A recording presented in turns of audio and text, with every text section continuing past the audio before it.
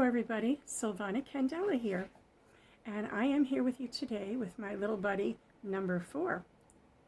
And I'm here to read to you again from my books, the Monarch Rising series, today from Gather, which is book 2. I'm going to read you a little clip from chapter 6, Resistance.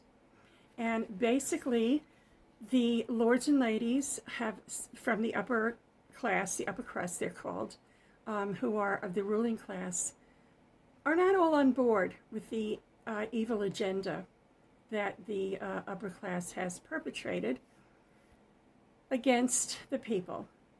And some of the people have there's a group of heroes from both the ruling elite and the people who've gotten together in a clandestine way, of course, in a resistance, and they are the heroes. And what they do at this point, they have gotten together.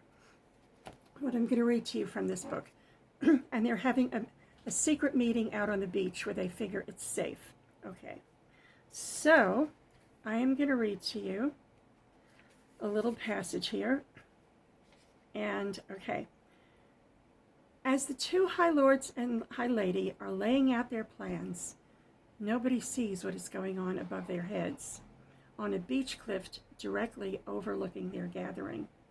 2 automatic firearms are being loaded with 2 fully loaded magazines. "I am happy to report to you all," says Cookie.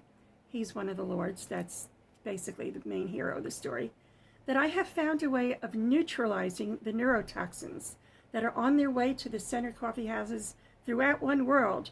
And as we speak, that operation is being put into effect."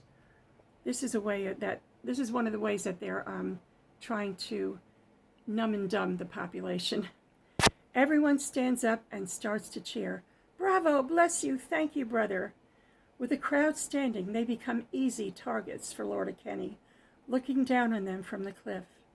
He picks up his weapons, one in each hand, and aims. Suddenly, Angie looks up and shrieks, "Cookie, where are the birds?" Flying overhead, number 3 and number 4 drop a number 2 in both of Lord Kenny's eyes, blinding him with bird poo just as he pulls both triggers of his guns. The ammo is discharged into the air, and number 3 and number 4 flap their wings all over his head, so he loses his footing. At the sound of the gunshots, everyone stops and looks up to see Lord Kenny falling over the edge of the beach cliff, screaming on his way down. He smashes into the jagged rocks below, splitting his head wide open and spilling his brains out on the rocks. Cookie rushes toward the lifeless body lying on the rocks and shouts, "Someone, please call a clown ambulance." This one particular lord, who is going to remain anonymous here, because it would be a spoiler for you, pulls out the Lord's communication device and immediately calls, while the others are all stunned into silence. Cookie looks at what is left of the face on this man and recognizes Lord Kenny. Lying nearby in the rocks are 2 discharged automatic weapons, and Cookie begins to put 2 and 2 together, except he can't figure out how Lord Kenny ended up going over the cliff. Angie sees number 3 and number 4 flying straight toward her, only number 4 is faltering. "Oh no!" Angie cries out when they both land on her shoulders, noticing that number 4 is bleeding.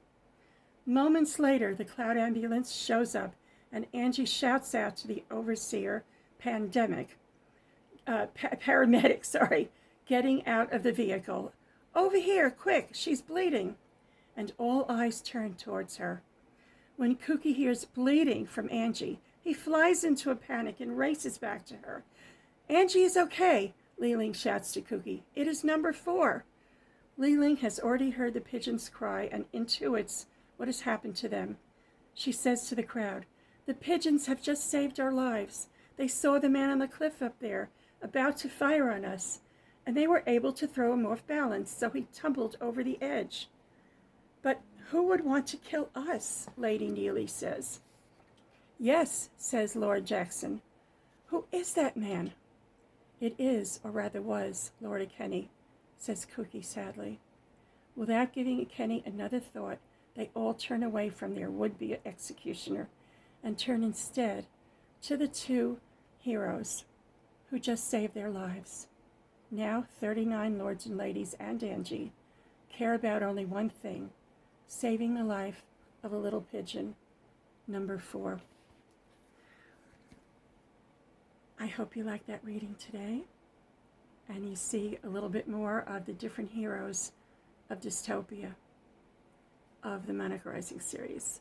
Thank you.